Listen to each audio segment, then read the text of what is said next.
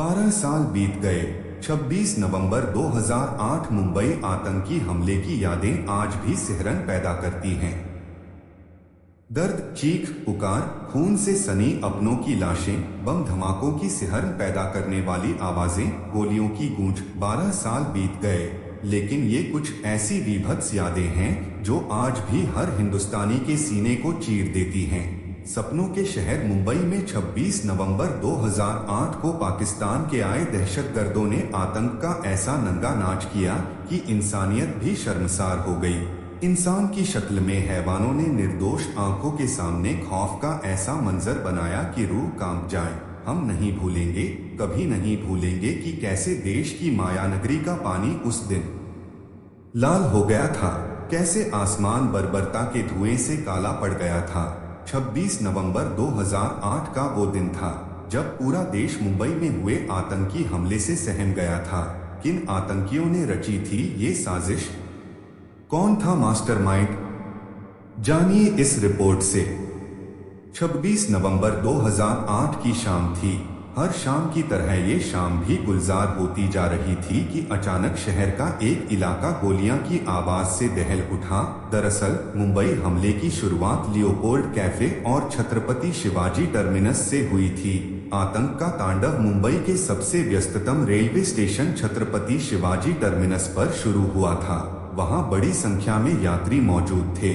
दो आतंकियों ने वहां पहुंचकर अंधाधुंध फायरिंग की थी और हैंड ग्रेनेड भी फेंके थे, जिसकी वजह से 58 बेगुनाह यात्री मौत की आगोश में समा गए थे, जबकि कई लोग गोली लगने और भगदड़ में गिर जाने की वजह से घायल हो गए थे। इस हमले को अजमल आमिर कसाब और इस्माइल खान नाम के आतंकियों ने अंजाम दिया था। छत्रपति शिवाजी टर्मिनस स्टेशन के अलावा आतंकियों ने Taj hotel, hotel Oberoi, Leopold cafe, Cama अस्पताल और दक्षिण मुंबई के कई स्थानों पर हमले शुरू कर दिए थे। आधी रात होते होते मुंबई के कई इलाकों में हमले हो रहे थे। शहर में 4 जगहों पर मुठभेड़ चल रही थी। पुलिस के अलावा अर्धसैनिक बल भी मैदान में डटे हुए थे।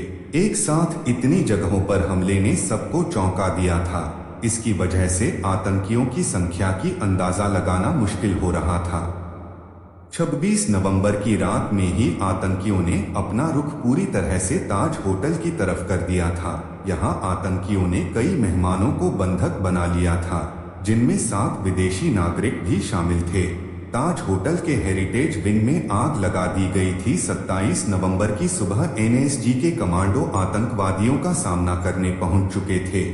सबसे पहले होटल ओबेरॉय में बंधकों को मुक्त कराकर ऑपरेशन 28 नवंबर की दोपहर को खत्म हुआ था और उसी दिन शाम तक नरीमन हाउस के आतंकवादी भी मारे गए थे। लेकिन होटल ताज के ऑपरेशन को अंजाम तक पहुंचाने में 29 नवंबर की सुबह तक का वक्त लग गया था।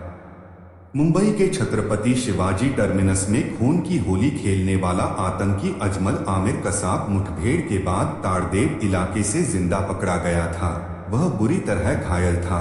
बाद में उसने पाकिस्तान की आतंकी साजिश की पोल खोलकर रख दी थी। उसी ने मारे गए अपने साथियों के नामों का खुलासा किया था। बाद में कसाब पर मुकदमा चला और फिर उसे सजाए मौत दी गई। इस हमले के लिए कुल 10 आतंकवादियों को तैयार किया गया था। उन्हें पाकिस्तान की सरजमी पर आतंक की ट्रेनिंग दी गई थी। उसके बाद वे आतंकी 26 नवंबर को एक बोट से समुद्र के रास्ते भारत में दाखिल हुए थे। पुलिस ने जली हुई बोट को भी बरामद कर लिया था। मुंबई हमले में आतंकवादियों ने एक पुलिस वैन को अगवा कर लिया था। वे उस वैन में घूमते हुए सड़कों पर गोलियां बरसा रहे थे। इसी दौरान एक टीवी चैनल के कैमरामैन के हाथ में आतंकियों की गोली लगी थी। बाद में आतंकी वैन लेकर कामा अस्पताल में घुस गए थे। वहीं मुठभेड़ के दौरान एटीएस के चीफ हेमंत करकरे, एसआई अशोक कामटे और विजय सालस्कर शहीद हो गए थे। देश की आर्थिक राजधानी मुंबई में आतंकियों के इस हमले को नाकाम करने के लिए 200 एनएसजी कमांडो और सेना के 50 कमांडो को मुंबई भेजा गया था। इसके अलावा सेना की 5 टुकड़ियों को भी वहां तैनात किया गया था। हमले के दौरान नौसेना को भी अलर्ट पर रखा गया था। मुंबई के आतंकी हमले को नाकाम करने के अभियान में मुंबई पुलिस, एटीएस और एनएसजी के 11 लोग वीरगति को प्राप्त हो गए थे। इनमें एटीएस के प्रमुख Hemant Karkare, ACP Ashok Kamte, ACP Sadanand Date, NSG के commando major Sandeep Unnikrishnan, encounter specialist SI Vijay Salaskar, inspector Sushant Shinde, SI Prakash More, SI Dudgude, SI Nana Saheb Bhosale, SI Tukaram Omble, constable Vijay Khandekar, Jaywant Patil, Yogesh Patil, Ambadas Pawar और एनसी चौधरी शामिल थे। आतंकियों के खिलाफ मुंबई में 11 जगहों पर पुलिस और सुरक्षा बलों ने कार्रवाई की थी, जिसमें Chhatrapati Shivaji terminus railway station, दक्षिण मुंबई पुलिस मुख्यालय, Leopold cafe Colaba, Taj Mahal palace and tower hotel, Oberoi Trident hotel, Mazagaon dock, Cama अस्पताल, नरीमन हाउस, विले पार्ले उपनगर, उत्तर मुंबई, गिरगाम चौपाटी और ताड़देव इलाका शामिल था। इस हमले में 137 लोगों की मौत हो गई थी, जबकि लगभग 300 लोग घायल हो गए थे। ऐसी ही और धार्मिक कहानियां सुनने के लिए आप हमारे चैनल को लाइक और सब्सक्राइब जरूर करें। जय हिंद, जय भारत।